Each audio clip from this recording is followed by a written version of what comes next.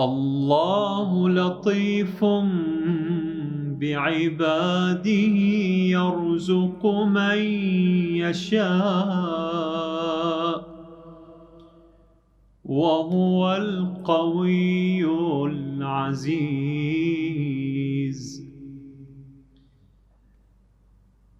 هذه إحدى الآيات التي تتحدث عن الرزق. طبعا هناك آيات كثيرة في القرآن الكريم تتحدث وتذكر الرزق، لكن لماذا الكثير منا بمجرد أن يذكر اسم الرزق ينتقل ذهنه مباشرة إلى الأمور المعيشية المادية، ونتغافل عن الأمور الأخرى التي تدخل في معنى الرزق، وهي طبعا عديدة، مثلا كالزوجة والذرية الصالحة رزق، الصحة والغذاء رزق، وأمور كثيرة تدخل. وهذا يدل أن الرزق له مفهوم واسع، ولا ينحصر الرزق في المال فقط. ولو أردنا معرفة معنى الرزق فهو اسم للعطاء والحظ والنصيب، يعني الذي ينتفع به الإنسان في حياته من خلال أمور عدة. الرزق مكتوب لكل إنسان في هذه الحياة، وقد روي عن رسول الله صلى الله عليه وآله وسلم يقول: لو أن ابن آدم هرب من رزقه كما يهرب من الموت لأدركه رزقه كما يدركه الموت. وهذا واضح وجلي، فالإنسان لا يمكن أن يعيش في هذا الوجود من دون لطف الله عز وجل وعنايته. أنا وأنت نعيش هذه الحياة هي بحد ذاتها رزق من الله، وقد قسم الأرزاق فيها. وإذا أردنا أن نعيش حياتنا حياة كريمة علينا بالرزق الحلال.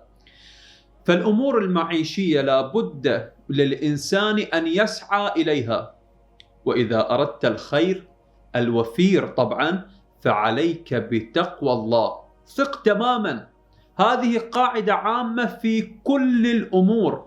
الله سبحانه وتعالى يقول: ومن يتق الله يجعل له مخرجا ويرزقه من حيث لا يحتسب.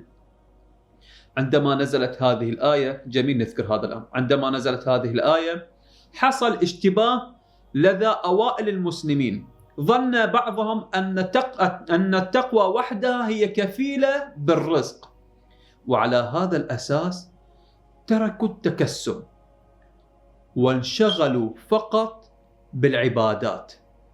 علم الرسول صلى الله عليه وآله وسلم بذلك، فأرسل إليهم وقال لهم: إنه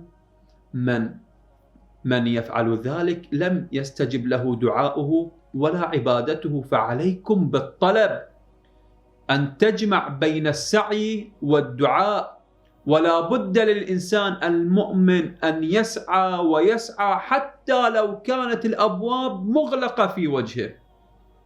الله سبحانه وتعالى هو الذي يدبر الأمور، لكن عليك أن لا تيأس، تتوكل على الله وهو يدبر الأمر، وسوف يأتيك رزقك من دون نقصان.